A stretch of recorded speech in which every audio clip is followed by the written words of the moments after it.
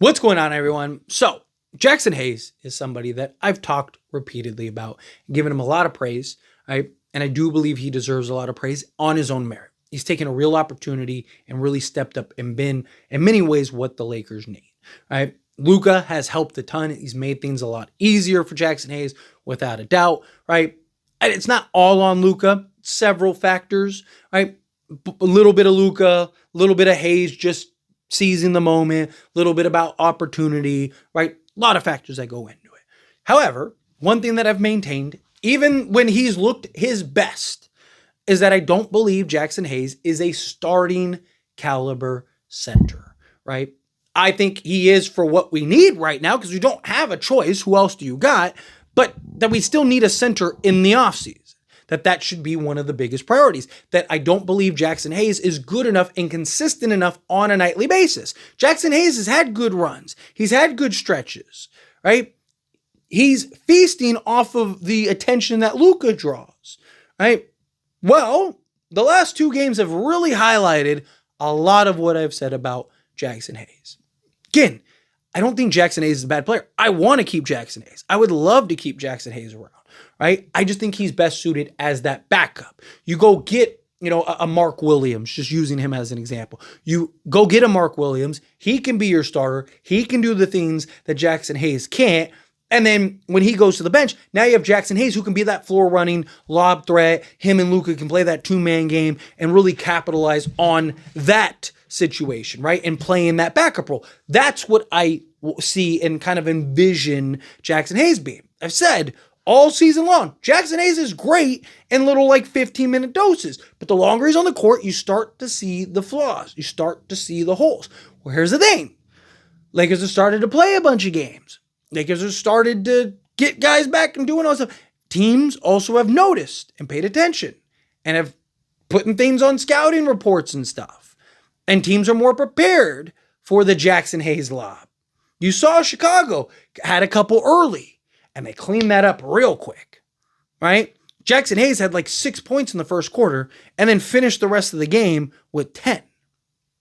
They let a couple early ones go and then immediately kind of figured out what they wanted to do, made the adjustments, and then that became a non-factor the rest of the game, even with Luka and guys still looking for it, right? Because they were protecting the paint, they were protecting the inside, they were handling their business, right? So you look at the Bulls game, for example, right? Jaxson Hayes in 25 minutes of action, right? What is one of the biggest things that I've complained about with Jaxson Hayes? His lack of rebounding, right? Jaxson Hayes in 25 minutes for the Lakers had 10 points, 4 rebounds, was 5 of 6 from the floor.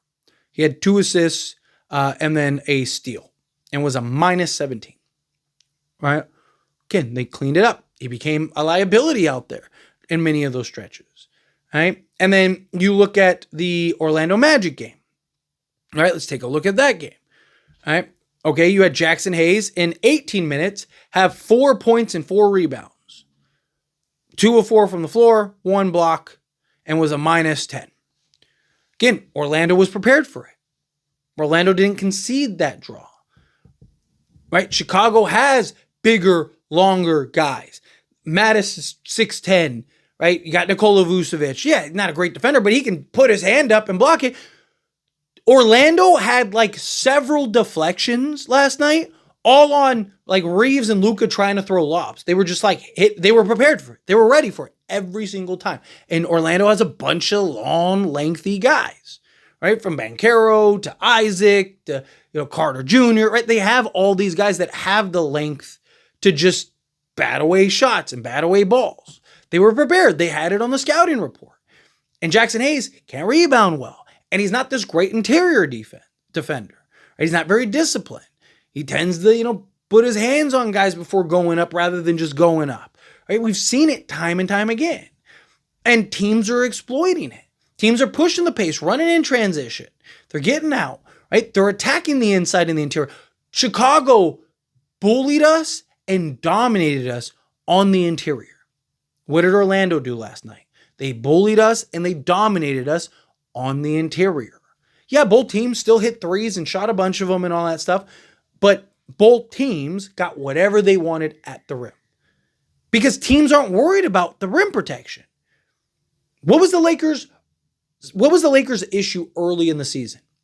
It was perimeter. Lakers were not a bad interior team. Why? Because you had Anthony Davis. Right? And then all of a sudden, Gabe Vincent actually became a playable player, and you were like, oh, wow, where did this come from? Right? Like, Gabe Vincent was actually very good for the Lakers. Dorian Finney-Smith. You ended up finding that gem in Jordan Goodwin. Right? Jared Vanderbilt got healthy and started playing. You started to get all the... LeBron started picking up defensively. Right? You started to get all the guys, particularly out on the perimeter, being able to defend and picking things up. Austin Reeves was actually good defensively. He hasn't been the last few games, but he was actually good defensively. Guys were picking it up on the defensive end.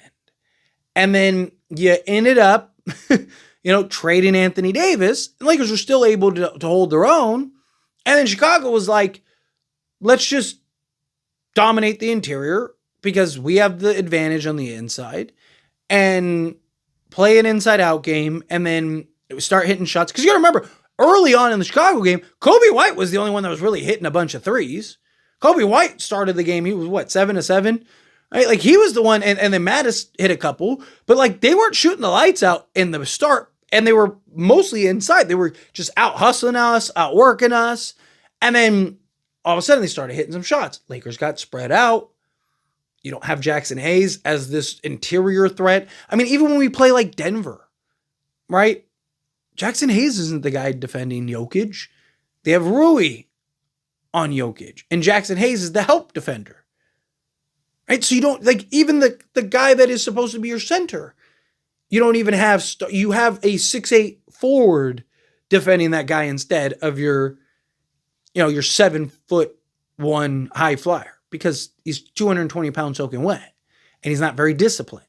And you get a guy like Jokic, knows like, oh man, this guy, come on, this is barbecue chicken. Give me this, right? And he's going to be faking and doing all this stuff, and Jaxson Hayes is going to be over there just like falling for all of it. He's going to foul out in the first 5 minutes, right? Like, that's the problem.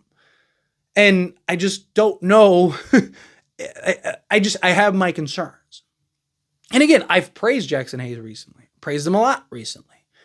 But in those same praise videos, I said a lot of the same stuff that I'm saying right now. And a lot of people were like, oh, like, what are you talking about? Jaxson Hayes is this, that, and the other. Like, that dude's a star in the making. And again, all the comments are on the videos. They don't delete comments. Like, they're all there. People told me I was wrong and I'm crazy and I don't know what I'm talking about. And you've looked at these last few games. All of a sudden, Lakers have not looked very good against these teams that have the ability to get on the inside. Right? They have the ability and they have the size on the interior, and the Lakers have struggled. Right? Nikola Vucevic is one of the better, around the rim scorers in the league. Zach Collins was killing us on the inside. You had guys like Patrick Williams and all that stuff. Hey, you go to Orlando, and it's like you have, Jonathan Isaac and Paolo Banchero and, Wendell Carter Jr. You have all these interior guys that can do multiple things on the inside. Right? Like, so that was a problem that the Lakers had. I just don't see it. It's a concern. It's a concern all season and then getting into the playoffs. But anyway, as always, this is a discussion. Pass question on you. Let me know your thoughts and opinions down in the comments below. What do you think? How do you feel? What are your thoughts? Do you agree with my points? Disagree with my points? Kind of mixed in the middle. However you feel, whatever your thoughts are. Either way, I'd love to hear it. So let me know down in the comments below. That being said, if you haven't liked this video, hit that like button. Helps me out. So we enjoy these types of videos, and I truly appreciate it. Not subscribe channel, hit that subscribe button, turn on the bell notifications. Appreciate y'all. See you in the next one. Thank you.